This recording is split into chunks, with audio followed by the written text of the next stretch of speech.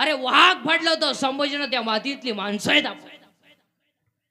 अहो रेडा भेद बोललाय. अरे रेड्याची टाप नाही झाली नाही म्हणायची आणि भिंतीची टाप नाही झाली नाही चालायची. अरे इथं पाण्याची टाप नाही झाली गाथा बुडवायची, तू दुसऱ्याचं काय? पाण्याची टाप नाही झाली गाथा बुडवायची. अरे आळ्याला गेल्यानंतर निवृत्तीनाथ ज्ञानोबाराय सुपन काका मुक्ताबाई समोर रेडा रडला रडला रेडा रडला. आणि रेडा रडताना काय म्हणतो माहिती का? अरे मी होतो कोण आणि झालो कोण?